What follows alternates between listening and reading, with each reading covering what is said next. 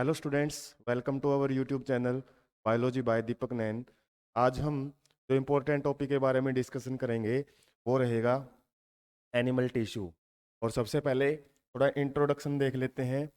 Animal tissue क्या होता है, और इससे पहले हम टिश्यू की डेफिनेशन देखेंगे। टिश्यू क्या रहता है?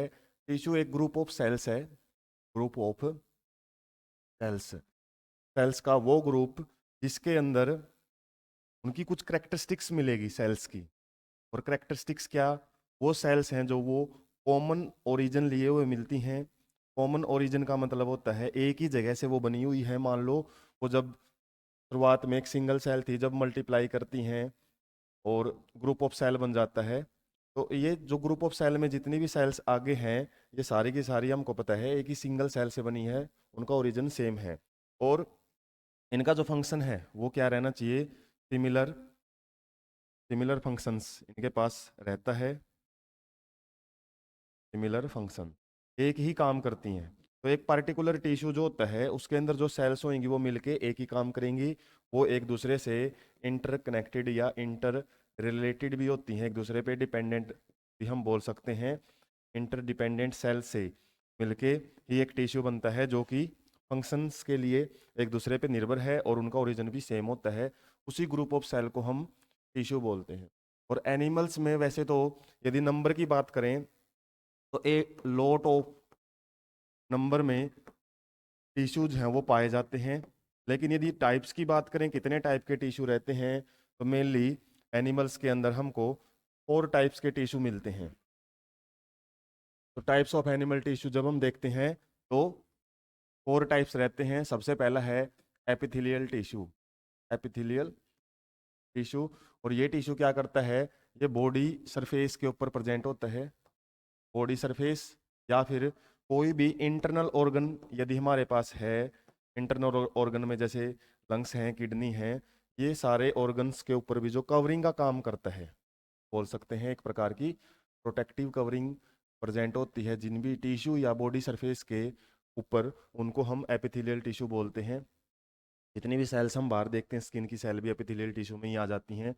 और दूसरा जो टिश्यू होता है वो रहता है कनेक्टिव टिश्यू। कनेक्टिव टिश्यू, और ये टिश्यू क्या करता है, नाम से पता लग रहा है हमको, ये डिफरेंट डिफरेंट पार्ट को कनेक्ट करता है। कनेक्ट्स डिफरेंट बॉडी पार्ट्स या organs, different different body organs को जोड़ने का काम करता है। और इसके भी हम फर्दर टाइप्स है वो पढ़ेंगे।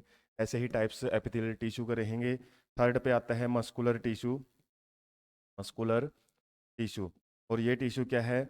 मसल्स, जितने भी हमारी मांसपेशियां हैं, और मांसपेशियों का ज़्यादातर काम क्या रहता है? मूवमेंट्स का। जितनी भी मूवमेंट्स वगैरह होती हैं बॉडी में, वो मसल्स ही करवाती हैं। और मस्कुलर टिश्यू, इसके अलावा मस्कुलर टिश्यू हमारे पास इनके साथ जुड़ के काम करता है, स्केलेटल टिश्यू के साथ, बोन्स के साथ, और बोन्स कनेक्टिव टिश्यू में आ जाती हैं। फोर्थ नंबर पे ऐसे इसके भी टाइप्स रहेंगे मस्कुलर टिश्यू के। और फोर्थ नंबर पे आता है नर्वस टिश्यू। नर्वस टिश्यू, और इसके अंदर हम मेनली न्यूरॉन के बारे में पढ़ते हैं। नर्व सेल्स होती है जो न्यूरॉन, और जो नर्वस सिस्टम में भी पढ़ी जाती है। तो ये 4 टाइप के एनिमल टिश्यू होते हैं, और इन्हीं की हमने एक ओवरव्यू इस सेशन से हम समझने की कोशिश करेंगे। और सबसे पहले हम शुरुआत करते हैं एपिथेलियल टिश्यू से। और एपिथेलियल टिश्यू यदि हम बात करें, अभी बताया था ये क्या करता है? Covering of body and body organ. Body और बॉडी ऑर्गन की जितनी भी कवरिंग होती हैं वो ये टिश्यू बनाएगा। उसके बाद यदि हम बात करें, ये एक प्रकार की क्या करता है? प्रोटेक्शन का काम करता है।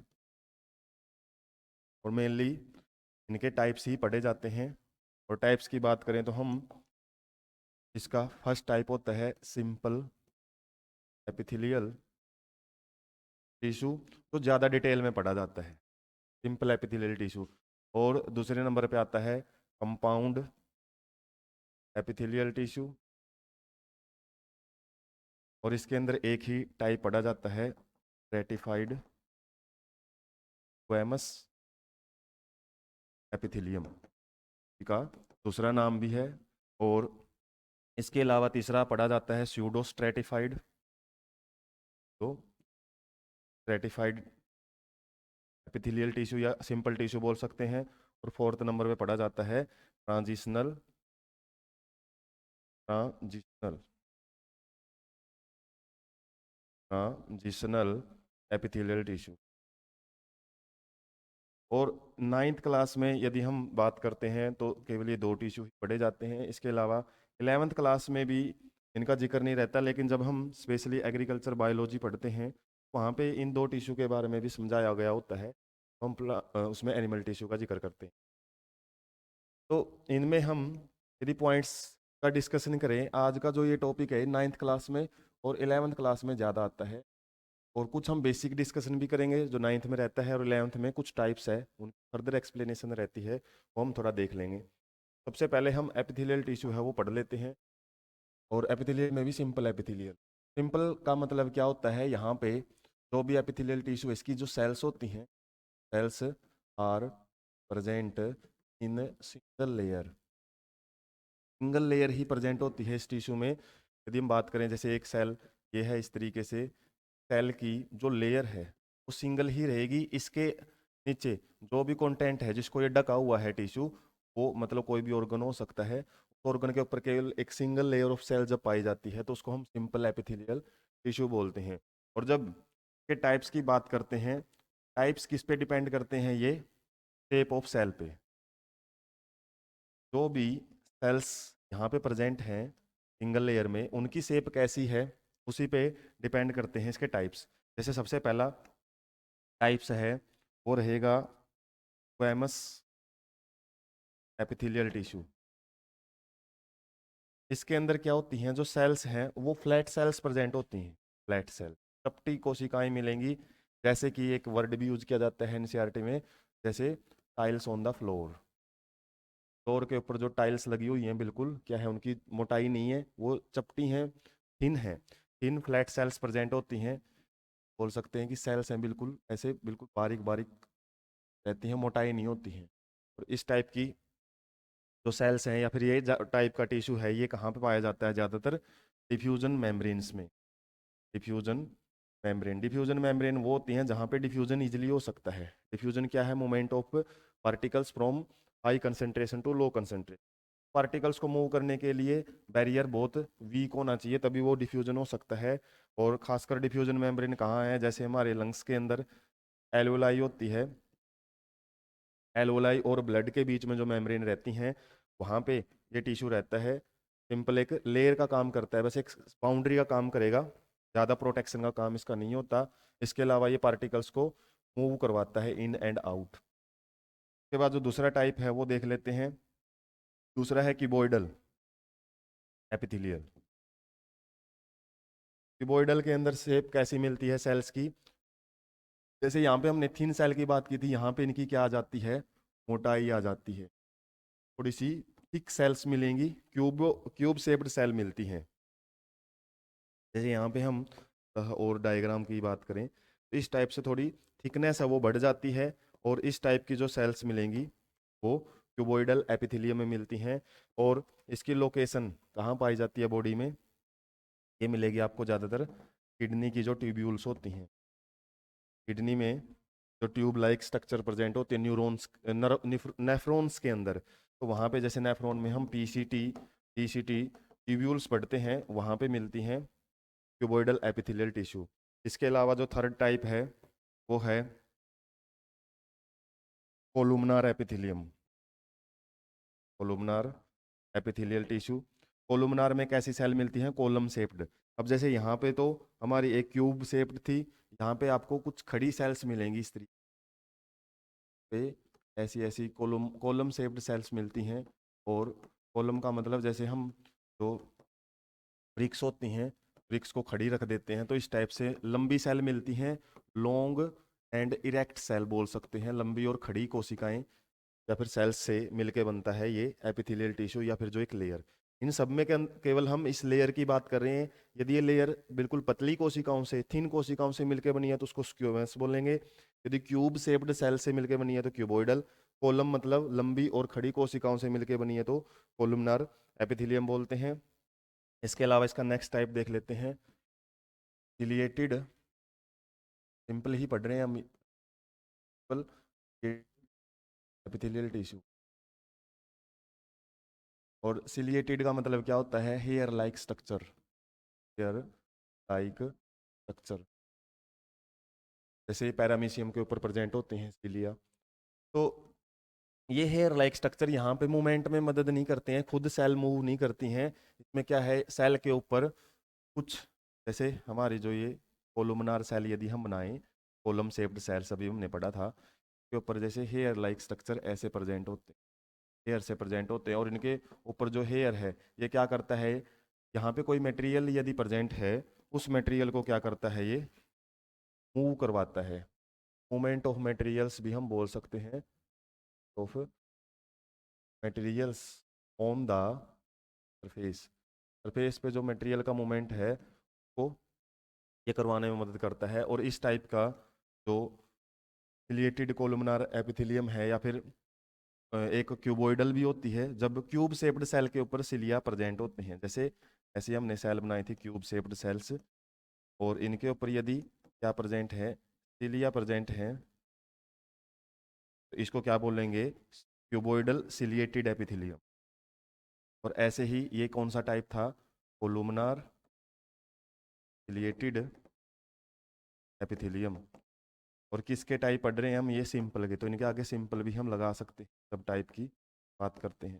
सिलिएटेड में दो टाइप पढ़े जाते हैं, और ये सिलिएटेड टाइप की जो सेल्स हैं या सिंपल टाइप का एपिथेलियम है, वो कहाँ पे मिलता है, रिप्रोडक्टिव ट्रैक में मिलता है, रिप्रोडक्टिव ट्रैक, और खास करके इसमें फीमेल के अंदर, फीमेल में कहाँ, फैलोपियन ट्यूब में, फैलोपियन ट्यूब, वहाँ पे जो ओवम है, ओवम को मूव करवाया जाता है, जैसे ओवम इनके ऊपर आता है तो उसको मूव करवा करवा के वो, जैसे ओविडक्ट में मूवमेंट ऑफ ओवम है वो करवाने में मदद करता है जो सिलिया है। इसके अलावा ये हमारे रेस्पिरेटरी ट्रैक में भी मिलता है, रेस्पिरेटरी के अंदर भी मिलता है। रेस्पिरेटरी ट्रैक मतलब जो हमारी ये ट्रैक्यूल्स हैं, ट्रैकिया है, इनके अंदर भी जो म्यूकस होता है, म्यूकस, म्यूकस सब्सटेंस को भी मूव करवाने में मदद करता है। म्यूकस क्या है, एक थिक सब्सटेंस, लाइमी सब्सटेंस होता है लिक्विड फॉर्म में, जो कि डस्ट पार्टिकल वगैरह है या फिर कोई बैक्टीरिया है उनको ट्रैप कर लेता है, तो उसको मूव करवाने में भी मदद करते हैं रिलेटेड एपिथेलियम, प्रोडक्टिव और रेस्पिरेटरी ट्रैक में पाया जाता है। इसके अलावा जो इससे पिछला हमने सिंपल कोलुमनार पढ़ा था, कोलुमनार हमारा कहाँ पाया जाता है, इंटेस्टाइन्स में, इंटेस्टाइनल लेयर्स में मिलता है। इसके अलावा एक टाइप और रहता है इसका, फिफ्थ टाइप, वो क्या रहता है, जिसके ऊपर माइक्रोविलाई प्रेजेंट होती है, माइक्रोविलाई। तो माइक्रोविलाई क्या होती हैं, फिंगर लाइक स्ट्रक्चर्स, जब सेल्स के ऊपर, जैसे हमारे ये कॉलम शेप्ड सेल्स की बात करें, इंटेस्टाइन में प्रेजेंट होती हैं, के ऊपर क्या रहती हैं, जो अपर लेयर है, जो अपर लेयर है यहाँ पे इस टाइप की फिंगर लाइक स्ट्रक्चर प्रेजेंट होती हैं हर एक सेल्स के ऊपर। और ये जो फिंगर लाइक स्ट्रक्चर हैं, लाइक स्ट्रक्चर जब भी एपिथेलियल टिश्यू के ऊपर प्रेजेंट होती है, उसको हम क्या बोलते हैं, माइक्रोविलाई कंटेन्ड एपिथेलियल टिश्यू। ये भी सिंपल में ही आता है, सिंपल के ही हमने टाइप डिस्कस किए हैं, 5 टाइप हम डिस्कस कर चुके हैं। और ये कहाँ पे पाया जाता है, इंटेस्टाइन में। इंटेस्टाइन में माइक्रोविलाई का काम क्या होता है, जो भी फूड पार्टिकल्स डाइजेस्ट हो चुके होते हैं इंटेस्टाइन में, उसको ये एब्जॉर्ब करता है, उसका ये सरफेस एरिया बढ़ा देता है ताकि ज़्यादा से ज़्यादा फूड को एब्जॉर्ब किया जा सके। एक 6th टाइप है, वो भी देख लेते हैं सिंपल एपिथेलियम का, जो कि रहेगा glandular epithelium. Glandular means secretory organ या फिर पार्ट, हम बोल सकते हैं। ग्लैंडुलर एपिथेलियम क्या करता है, कोई ना कोई सब्सटेंस है वो सिक्रीट करता है, सब्सटेंस सिक्रीशन का काम करता है। और ग्लैंडुलर एपिथेलियम भी सिंपल में ही आता है। और इसके अंदर यदि हम बात करें ग्लैंड्स की, ग्लैंड्स के बारे में आपको आइडिया दे दिया कि सिक्रीटरी ऑर्गन होता है। और ग्लैंड्स भी आपकी 2 टाइप की हो सकती हैं, यूनिसेलुलर एंड मल्टी सेलुलर। कुछ ग्लैंड्स ऐसी होती हैं जो एक ही कोशिका से या एक ही सेल से मिलकर बनी होती हैं, और मल्टी सेलुलर ग्लैंड्स क्या होती हैं जो एक से ज़्यादा सेल्स की बनी होती हैं और सिक्रीशन का काम होता है, जैसे स्वेट ग्लैंड्स हैं, स्वेट ग्लैंड्स। इसके अलावा ऑयल ग्लैंड्स होती हैं, तो ये क्या करती हैं, सिक्रीशन का जो एक प्रकार से स्वेट जैसे हमारी स्किन में होती हैं, और ऑयल ग्लैंड भी स्किन के अंदर प्रेजेंट होती हैं। तो ये भी एक ग्लैंडुलर एपिथेलियम के पार्ट्स में ही आता है। और उसके बाद ग्लैंड्स में हम जो मल्टी सेलुलर ग्लैंड्स हैं, इसके भी कुछ फर्दर टाइप्स होते हैं, जैसे कि एंडोक्राइन ग्लैंड, एक्जोक्राइन ग्लैंड, और एक होता है हेट्रोक्राइन ग्लैंड, हेट्रोक्राइन ग्लैंड। और इनके बारे में थोड़ा सा आइडिया ले लेते हैं। जो एंडोक्राइन ग्लैंड्स होती हैं, एंडोक्राइन ग्लैंड्स, ये क्या करती हैं, हार्मोन सिक्रीट करती हैं, हार्मोन सिक्रीशन का काम रहता है इनका। और इनकी जो सिक्रीशन है वो डायरेक्टली ब्लड के अंदर क्या है, ट्रांसपोर्ट की जाती है। जो हार्मोन्स है वो ब्लड से ट्रांसपोर्ट होते हैं, और इनके पास कोई भी डक्ट प्रेजेंट नहीं होती, इसलिए इनको डक्टलेस ग्लैंड भी बोलते हैं, डक्टलेस ग्लैंड। इसके अलावा जो एक्जोक्राइन ग्लैंड्स होती हैं, एक्जोक्राइन ग्लैंड्स, ये क्या है, इनके पास अपनी खुद की डक्ट होती हैं, ट्यूब्स होती हैं, जिसके द्वारा ये सिक्रीशंस है वो जिस भी ऑर्गन में इनको भेजना है तो वो डक्ट के जरिए भेजती है, और इनकी सिक्रीशन को हम इंजाइम्स बोलते हैं। इसके अलावा और भी फर्दर जैसे ऑयल वगैरह है, ऑयल ग्लैंड हमने पढ़ा है, तो वो भी एक्जोक्राइन ग्लैंड्स में ही आ जाती हैं। इसके अलावा एक तीसरा टाइप भी रहता है जिसको हम हेट्रोक्राइन, हेट्रोक्राइन और मिक्जोक्राइन ग्लैंड बोलते हैं, मिक्जोक्राइन ग्लैंड। और ये क्या करती है, ये दोनों काम कर सकती है, एक्जोक्राइन और एंडोक्राइन। कहने का मतलब है कि ये हार्मोन भी सिक्रीट कर सकती है और इंजाइम भी सिक्रीट करती है। फॉर एग्जाम्पल हमारी बॉडी में जो पेनक्रियाज है, पेनक्रियाज, ये क्या करती है, इंसुलिन हार्मोन भी सिक्रीट करती है, इंसुलिन। और इसके अलावा एंजाइम है जो वो कौन कौन से सिक्रीट करती है, हम डाइजेस्टिव सिस्टम में पढ़ते हैं, ट्रिप्सिन है, कीमोट्रिप्सिन है। इसके अलावा पेनक्रिएटिक लाइपेज है, अमाइलेज है, वो एंजाइम भी सिक्रीट करती है। इस प्रकार हम देख सकते हैं कि जो सिंपल एपिथेलियल टिश्यू की बात करी हमने, सिंपल एपिथेलियल टिश्यू में ही हमने ये एक 6 टाइप भी डिस्कस किया है, जो कि ग्लैंडुलर एपिथेलियम आ जाता है। उसके बाद के जो बचे हुए कुछ टिश्यू हैं वो इतने ज़्यादा डिटेल में नहीं है। दूसरे नंबर पे जो हमने पढ़ा था वो है compound epithelial tissue, compound epithelium या कंपाउंड एपिथेलियल टिश्यू। कंपाउंड में क्या होता है, जैसे वहाँ पे हमने पढ़ा था एक सिंगल लेयर में सेल प्रेजेंट होती हैं, यहाँ पे मल्टीपल लेयर्स में सेल्स मिले। जैसे इस टाइप की एक सेल की लेयर हमने बना दी, और ऐसे ही एक लेयर यहाँ पे बना दी। तो काफ़ी सारी लेयर्स में जो सेल जब भी प्रेजेंट होती हैं, एक प्रोटेक्टिव मेम्ब्रेन का काम करती हैं किसी भी ऑर्गन के। ये कोई ऑर्गन बना दिया, बॉडी सरफेस होगी, इसके ऊपर जब मल्टीपल लेयर में सेल्स प्रेजेंट होती हैं उसको हम कंपाउंड एपिथेलियल टिश्यू बोलते हैं। और इसमें ज़्यादातर कौन सी सेल दिखाई देती हैं, फ्लैट सेल्स ही मिलती हैं, फ्लैट सेल्स। और फ्लैट सेल्स के लिए हमने वर्ड यूज किया था वो था स्क्वैमस, और लेयर्स के लिए वर्ड यूज होता है stratified, stratified. Stratified means layering, layering में जब स्क्वैमस एपिथेलियम प्रेजेंट होता है तो उसको हम स्क्वैमस या फिर स्ट्रेटिफाइड स्क्वैमस, आगे पीछे भी नाम लिख सकते हैं, stratified squamous compound epithelium,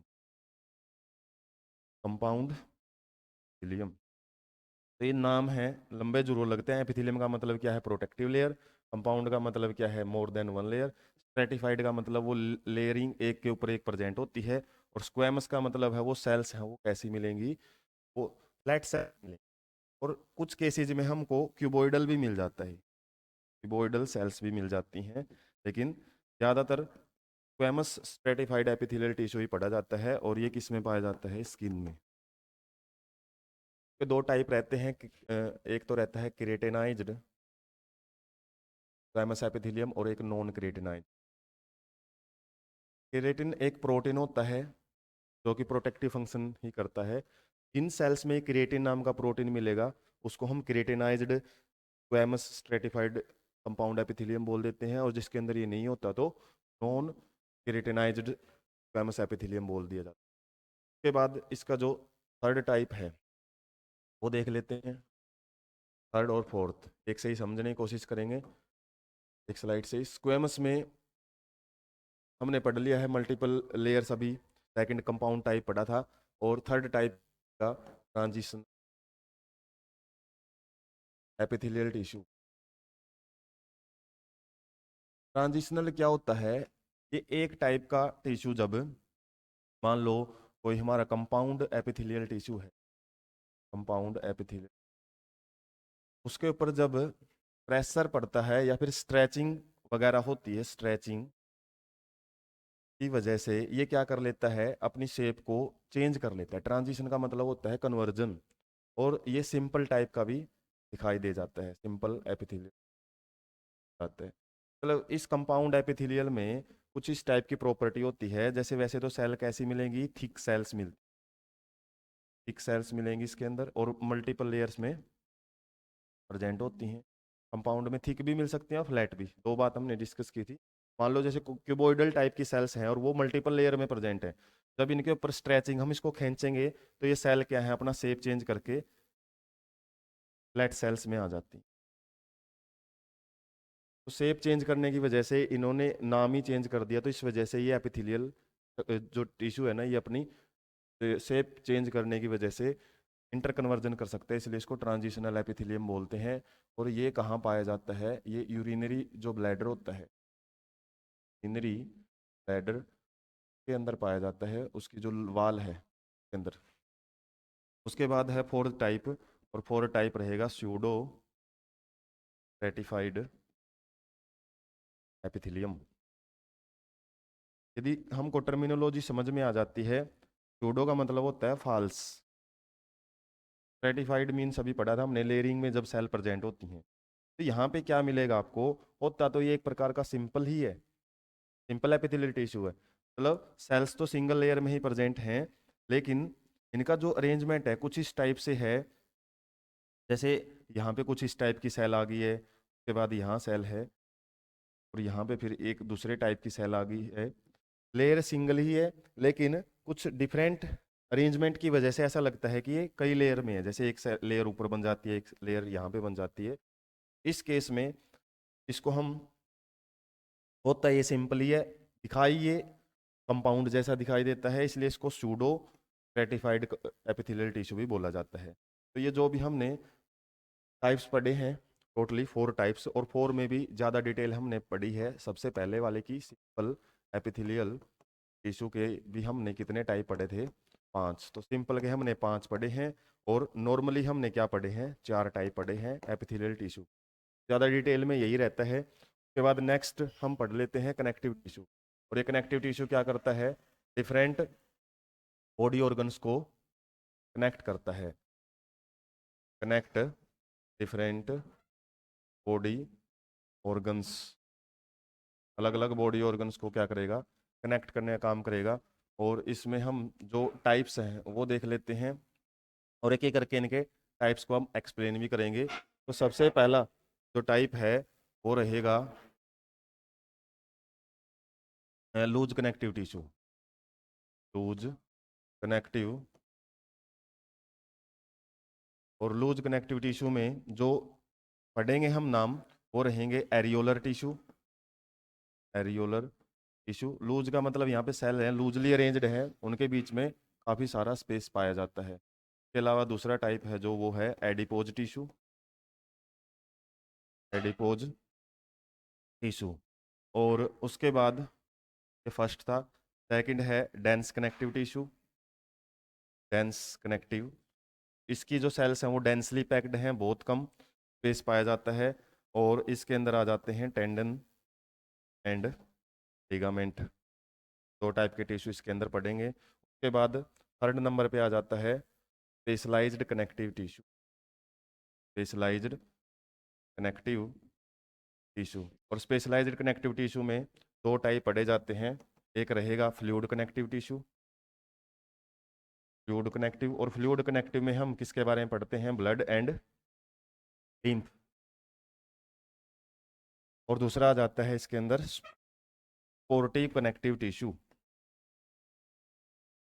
sportive connective जो स्पोर्ट प्रोवाइड करता है बॉडी को, और इसके अंदर दो टिश्यू आ जाते हैं, bones and cartilage, bones and cartilage. तो जो भी हमने तीन टाइप मेनली पढ़े हैं कनेक्टिव टिश्यू के, loose, dense and specialised, specialised के आगे दो टाइप थे, वही हम एक एक करके समझ लेते हैं। सबसे पहले लूज, और लूज में हमने दो का जिक्र किया है, areolar, areolar connective tissue. Areolar means इसके अंदर स्पेस प्रेजेंट होता है, एम्प्टी स्पेस बोल सकते हैं, खाली जगह प्रेजेंट होती हैं, और खाली जगह होने की वजह से इसके अंदर एयर भी प्रेजेंट रहती है, इस नाम बना है एरियोलर कनेक्टिव टिश्यू। और ये कहाँ पे पाया जाता है? हमारी स्किन में, और स्किन या फिर बोल सकते हैं स्किन एंड मसल्स के बीच में पाया जाता है, स्किन एंड मसल्स के बीच में, जो कि क्या करता है, एक फ्लेक्सिबिलिटी प्रोवाइड करता है मूवमेंट के लिए, फ्लेक्सिबिलिटी फॉर मूवमेंट। उसके बाद जो दूसरा टाइप रहता है तो हमने पढ़ा था अभी, वो रहेगा adipose tissue. Adipose tissue, adipose का मतलब होता है फैट, और ये टिश्यू क्या करते हैं, फैट स्टोरिंग टिश्यू भी इनको बोला जाता है। बॉडी के अंदर जो एक्स्ट्रा फैट होती है उसको स्टोर करता है ये, और एक प्रकार से क्या है, फैट इंसुलेशन का काम भी करती है, इंसुलेशन ऑफ हीट। इसलिए बॉडी का एक मैकेनिज्म भी है कि जब विंटर आ जाती हैं, सर्दियां आ जाती हैं, तो उस केस में फैट डिपोजिशन बॉडी में बढ़ जाती है, वेट बढ़ जाता है। क्यों? क्योंकि एडिपोज टिश्यू की अमाउंट बढ़ेगी, जिसकी वजह से इंसुलेशन, ताकि हमको सर्दी कम से कम लगे, जो हमारी बॉडी की जो हीट है वो बाहर ना निकले, के लिए इंसुलेशन का काम करता है। और उसके बाद नेक्स्ट टाइप देख लेते हैं, डेंस कनेक्ट टिश्यू में एक होता है टेंडन एंड एक होता है लिगामेंट।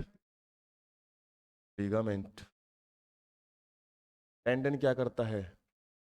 टेंडन हमारा बोन्स को मसल्स के साथ जोड़ता है, ये वो टाइप का कनेक्टिव टिश्यू है which connect bones with muscles. और लिगामेंट क्या करता है? ये बोन्स को बोन्स के साथ जोड़ता है, तो एक प्रकार का मूवमेंट करवाने में मदद करता है ये। और ज़्यादातर जब हम स्पोर्ट्स या फिजिकल एजुकेशन पढ़ते हैं तो वहाँ पे इनके बारे में पढ़ा जाता है, टेंडन वगैरह या लिगामेंट वगैरह में स्ट्रेचिंग हो जाती है या ब्रेकिंग हो जाती है, की वजह से इंजरीज में पढ़ा जाता है इनको ज़्यादातर। नॉर्मली यहाँ पे हम डेफिनेशन ही पढ़ेंगे, टेंडन क्या है, बोन्स को मसल के साथ जोड़ता है, और बोन्स को बोन्स से जोड़ने वाला जो टिश्यू है वो है लिगामेंट। स्पेशलाइज्ड में हमने दो पढ़े हैं, स्पोर्टिव, स्पोर्टिव में बोन्स आ जाती हैं, एंड दूसरा आ जाता है कार्टिलेज। बोन्स क्या है? ये हार्ड मैट्रिक्स से बनी हुई होती हैं, hard matrix, matrix means liquid substance होता है, इसकी सेल को हम क्या बोलते हैं? ओस्टियोसाइट्स बोलते हैं, बोन सेल्स। और ये क्या करवाते हैं? ये स्ट्रेंथ एंड प्रोटेक्शन प्रोवाइड करती हैं बॉडी ऑर्गन्स को, इसके अलावा मूवमेंट में भी मदद करती हैं, और हमारी बॉडी का क्या करती हैं? स्केलेटल सिस्टम बनाती हैं, स्केलेटल जो फ्रेमवर्क है बॉडी की, फ्रेम वर्क जो ढांचा है उसको प्रोवाइड करती हैं। जैसे 206 बोन्स हमारी बॉडी में प्रेजेंट है, वो सारी की सारी किस में आती हैं? स्केलेटल सिस्टम के अंदर। इसके अलावा जो कार्टिलेज है, कार्टिलेज क्या रहता है? थोड़ा लचीला होता है, फ्लाइएबल रहता है। इसके अलावा इसकी जो सेल्स हैं उनको हम कॉन्ड्रियोसाइट्स बोलते हैं, कॉन्ड्रियोसाइट्स। और ये क्या करता है? कुछ ऑर्गन्स को ऊपर थोड़ी प्रोटेक्टिव कवरिंग का भी काम करता है, कुछ शेप भी प्रोवाइड करता है, जैसे नोज की जो टिप है, के अलावा जो ईयर का पीना है, पीना मतलब एक्सटर्नल पार्ट, जो कान हमको बाहर से दिखाई देता है, उसके अंदर कार्टिलेज पाया जाता है। और इसके भी टाइप्स होते हैं, इसकी मजबूती के बेस पे, इलास्टिक, इलास्टिसिटी यदि ज़्यादा है, कहला इन कार्टिलेज, तो हमको सिंपली इनके बीच में कंपैरिजन याद रखना है, ये ज़्यादा मजबूत होते हैं, ये थोड़े प्लाइएबल होते हैं, फ्लेक्सिबल होते हैं, और थोड़ी मूवमेंट में मदद करते हैं। हालांकि ये भी मूवमेंट में मदद करते हैं, लोकोमोशन में भी मदद करेंगे। लोकोमोशन मीन्स एक जगह से दूसरी जगह चलना। उसके बाद फ्लूइड कनेक्टिव टिश्यू है, लेते हैं fluid connective tissue. Fluid connective tissue क्या है? में जो भी टिश्यू है वो लिक्विड फॉर्म में मिलते हैं, लिक्विड फॉर्म में। और पूछा भी जाता है आपसे 1 नंबर में भी क्वेश्चन, फ्लूइड कनेक्टिव टिश्यू का एग्जाम्पल क्या है? ज़्यादातर हम पढ़ते हैं ब्लड के बारे में। ब्लड एक फ्लूइड कनेक्टिव टिश्यू में ही आता है। ये भी डिफरेंट डिफरेंट बॉडी ऑर्गन को जोड़ेगा। और इसके अंदर दो चीज़ें रहती हैं, एक प्लाज्मा, तो ज़्यादा लिक्विड कंटेंट है, और दूसरा क्या होती है? Blood cells. Blood cells, plasma में मैक्सिमम अमाउंट में 92% तक वाटर होता है। इसके अलावा इसके अंदर हार्मोन्स, गैसेज, डिजोल्ड गैसेज भी हो सकती हैं, वेस्टेज वगैरह भी हो सकता है। तो ये सारी चीज़ें इसके अंदर डिजोल्व रहती हैं। इसके अलावा जो सेल्स होती हैं वो 3 टाइप की होती हैं, आरबीसी, डब्ल्यूबीसी और प्लेटलेट्स। आरबीसी क्या करती है? इनके पास हीमोग्लोबिन होता है जो कि ऑक्सीजन को ट्रांसपोर्ट में ज़्यादा मदद करता है। इसके अलावा CO2 का भी ट्रांसपोर्ट करता है। CO2 का ट्रांसपोर्ट ज़्यादातर प्लाज्मा ही करता है डिजोल्व फॉर्म में। इसके अलावा डब्ल्यूबीसी, डब्ल्यूबीसी क्या करती है? ये इम्यूनिटी में रोल प्ले करती है, इम्यून सिस्टम को बनाए रखती है। इसकी जो सेल्स हैं वो एक प्रकार से सोल्जर्स का काम करती है हमारी बॉडी में। प्लेटलेट्स क्या करती है? जब भी इंजरी हो जाती है, कोई भी चोट वगैरह लग जाती है, उसमें एक्स्ट्रा ब्लीडिंग को रोकने के लिए ब्लड क्लोटिंग करवाती है, ब्लड क्लोटिंग। और यदि ब्लड का फंक्शन की बात करें हम, क्या करता है हमारी बॉडी को? जो न्यूट्रिशन वगैरह है, न्यूट्रिशन, गैसेज, हार्मोन्स, वेस्टेज, इन चीज़ों का क्या करता है? सप्लाई करता है। जिस भी ऑर्गन में ये पहुंचते हैं, जैसे न्यूट्रिशन है हमारे डाइजेस्टिव सिस्टम में रहता है, तो वहाँ से अदर बॉडी ऑर्गन्स में पहुंचाने का काम ब्लड का होता है, गैसेज का भी ट्रांसपोर्ट करता है। इसके अलावा दूसरा जो कनेक्टिव टिश्यू है वो होता है लिम्फ। 10th क्लास में थोड़ी डिटेल मिलती है, इसके अलावा 11th क्लास में भी रहती है इसकी डिटेल। लिम्फ भी एक कनेक्टिव टिश्यू ही है। जब प्लाज्मा और कुछ WBC ब्लड की जो वेसल्स हैं, और वेसल्स में भी खासकर कौन सी? कैपिलरीज, जो थिन वेसल्स होती हैं, बिल्कुल थिन लेयर वाली वेसल्स, उसमें से पास आउट हो जाता है, थोड़ा बाहर निकल जाता है। और बाहर निकल के कहाँ पे चला जाता है? टिश्यू के अंदर। टिश्यू के अंदर जो सेल्स हैं, सेल के बीच में भर जाता है।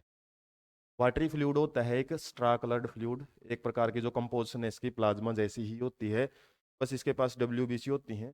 WBC क्यों? क्योंकि वो शेप चेंज करके पास आउट हो जाती हैं इस वेसल्स में से। आरबीसी वगैरह, प्लेटलेट्स वगैरह, इनकी फिक्स शेप है, वो निकल नहीं पाती, और ब्लड से ही बनता है ये, सेल्स के बीच में रहता है, इसलिए इसको इंटरस्टिशियल फ्लूइड भी बोलते हैं। टिश्यू में भी पाया जाता है, इसलिए इसको क्या बोलते हैं? Tissue fluid. टिश्यू फ्लूइड, या फिर एक इसका साइंटिफिक नेम रहता है लिम्फ। और ये भी लगभग लगभग वही काम करता है न्यूट्रिशन सप्लाई वगैरह का, बस करता किस किस के बीच में है? ब्लड एंड सेल्स के बीच में, एक प्रकार का मिडल मैन का काम करता है, ट्रांसपोर्ट में ही मदद करेगा। फंक्शन लगभग ब्लड वाले ही हैं, ज़्यादातर प्लाज्मा वाले ही हम बोल सकते हैं। इसके अलावा नेक्स्ट टिश्यू है वो है मस्कुलर टिश्यू। और मस्कुलर टिश्यू मूवमेंट में ज़्यादा रोल प्ले करता है, और इसकी सेल कैसी होती हैं? कॉन्ट्रैक्टाइल, कॉन्ट्रैक्टाइल सेल्स रहती हैं। कॉन्ट्रैक्टाइल्स मीन्स ये अपनी शेप चेंज कर सकती हैं, शेप को शॉर्टन कर सकती हैं, लेंथन मतलब बढ़ा भी सकती हैं। और उस शेप चेंज की वजह से को हम कॉन्ट्रैक्टाइल टिश्यू भी बोलते हैं। और इसकी सेल को सार्कोमेयर बोलते हैं, सार्कोमेयर। और सार्कोमेयर स्पेशली किसके लिए वर्ड यूज किया जाता है? मसल्स की सेल के लिए। क्यों? इस करेक्टरिस्टिक्स की वजह से, कॉन्ट्रैक्टाइल होने की वजह से, जैसे इनके पास सिग्नल आता है तो ये शेप चेंज करती है, और शेप चेंज करके हमारी जो बॉडी की मूवमेंट्स हैं, बॉडी मूवमेंट्स, इसके अलावा लोकोमोशन में भी मदद करती हैं। और लोकोमोशन किसके साथ मिलकर करती हैं? ये बोन्स के साथ। उसके बाद इसके टाइप्स हम देख लेते हैं। 3 टाइप्स रहते हैं, और 3 में स्केलेटल मसल्स होती हैं, कार्डियक होती हैं, और स्मूथ मसल्स होती हैं। इन्हीं के दूसरे नाम होते हैं, जैसे कार्डियक स्केलेटल मसल को हम क्या बोल सकते हैं? Striated muscles. और कार्डियक मसल्स हैं ये भी हालांकि स्ट्रेटेड ही होती हैं, इसका तो नाम हार्ट से रिलेटेड होता है, हार्ट में पाई जाती हैं स्पेशली।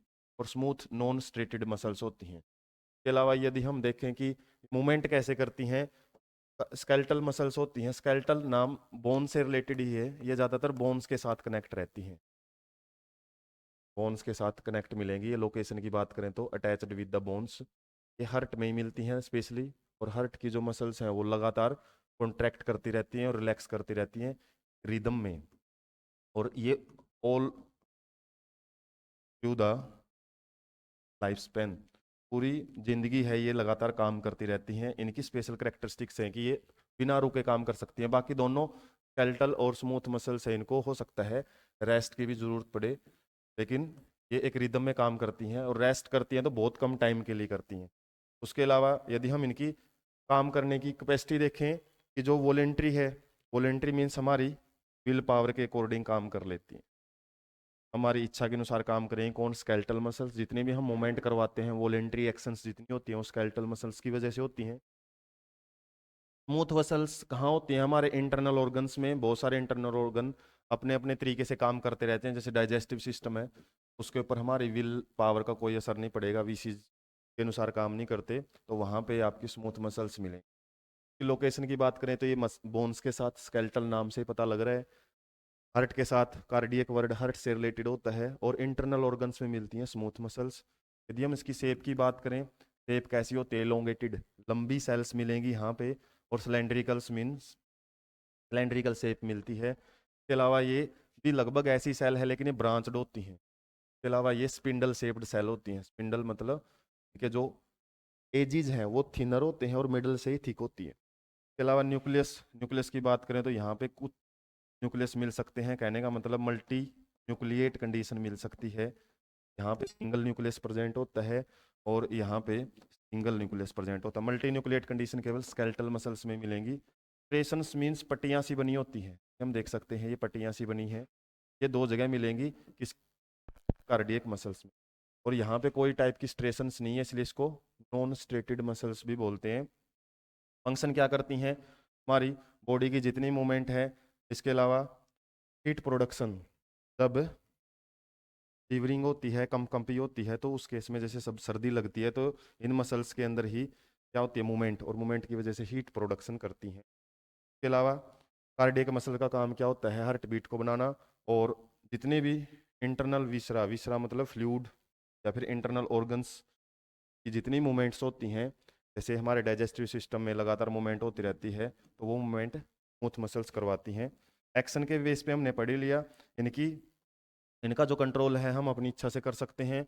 ये दोनों इनवॉलेंट्री होती हैं, मतलब ये अपने तरीके से ही काम करेगी, हमारी एक्शन के अनुसार काम नहीं करेगी, हमारे कंट्रोल में नहीं रहती हैं। उसके बाद हम देख लेते हैं लास्ट टिश्यू, नर्वस टिश्यू। और नर्वस इसमें काम करता है कंट्रोल एंड कोऑर्डिनेशन। हमारी बॉडी की जितने मूवमेंट्स हैं, जैसे ब्रेन करता है, ब्रेन के अलावा स्पाइनल कॉर्ड के पास भी काफ़ी एक्शन होते हैं कंट्रोल करने के लिए। तो ब्रेन और स्पाइनल कॉर्ड के अंदर जितनी भी सेल्स होती हैं वो स्पेशल सेल होती हैं, न्यूरॉन सेल हम उसको बोलते हैं, और एक्साइटेबल सेल भी वर्ड यूज किया जाता है इनके लिए, एक्साइटेबल सेल्स। एक्साइटेबल्स मीन्स ये एक्साइटेड हो सकती हैं, कोई भी इनको चेंज मिलेगा, बाहर से कोई भी स्टिमुली मिलती है उसके लिए ये रिस्पॉन्स शो कर लेती हैं, तो एकदम से एक्शन का रिएक्शन शो करती हैं, इसलिए इनको एक्साइटेबल सेल्स भी बोलते हैं। और इस टाइप की जो स्पेशल सेल्स हैं, न्यूरॉन्स, नर्वस सिस्टम की सेल्स को न्यूरॉन्स बोला जाता है। और न्यूरॉन की यदि डेफिनेशन की बात करें, ये structural and functional unit of nervous system होती है। इसके अलावा नर्वस टिश्यू में दूसरे टाइप की सेल्स भी मिलती हैं जिनको हम गिलियल सेल्स भी बोलते हैं। और गिलियल सेल्स क्या करती हैं? केवल सपोर्ट प्रोवाइड करती हैं इसको, न्यूरॉन्स को, सपोर्ट एंड प्रोटेक्शन प्रोवाइड करती हैं। यदि अमाउंट की बात करें, ग्लाइल सेल्स की अमाउंट ज़्यादा होती है, लगभग 60% अमाउंट होती है ग्लाइल सेल्स की। 40% जो नर्व्स टिश्यू है उसमें न्यूरॉन सेल्स होती हैं। काम सारा न्यूरॉन सेल का होता है, जितने भी सिग्नल्स को ब्रेन के पास लेके जाना है, ब्रेन से फैक्टर ऑर्गन के पास लेके जाना है, वो न्यूरॉन्स करेगी। लेकिन इनकी जो मदद है पैकिंग का काम है। इसके अलावा न्यूरॉन्स के बीच में जो खाली जगह होती है, एम्प्टी स्पेस, उसको भी फिल करने का काम करती है। स्ट्रक्चर देख लेते हैं जो कि नर्वस टिश्यू में केवल इसकी स्ट्रक्चर से ही क्वेश्चन बनते हैं। और नर्व सेल्स की बात करें तो ये प्लांट जैसी स्ट्रक्चर दिखाई देती है इसकी, और प्लांट में जैसे ब्रांचेज लगी होती हैं एक साइड में, ऐसे ही ब्रांचेज होती हैं, और इन ब्रांचेज को हम क्या बोलते हैं?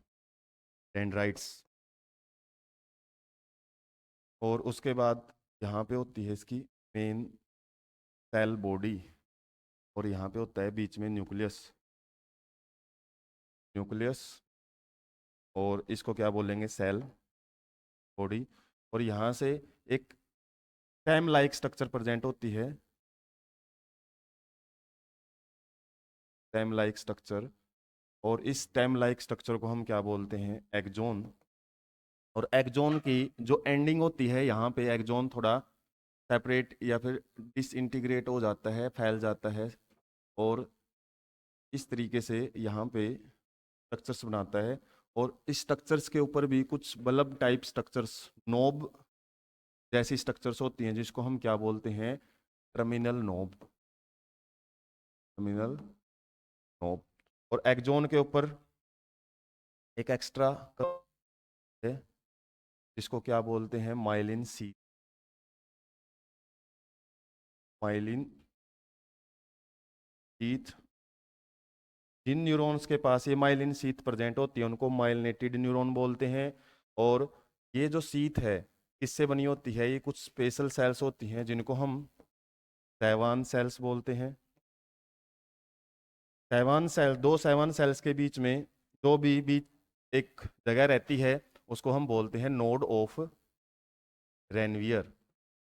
और रेनवियर क्या है, ये साइंटिस्ट के नाम से, नोड जैसे हम स्टेम में देखते हैं, स्टेम में नोड प्रेजेंट होते हैं जगह जगह, और बीच में इंटरनोड बोला जाता है। तो यहाँ पे दो सेल्स, जैसे यहाँ पे ये दो सेल्स थी, इनके बीच वाली जगह को नोड का नाम दिया है।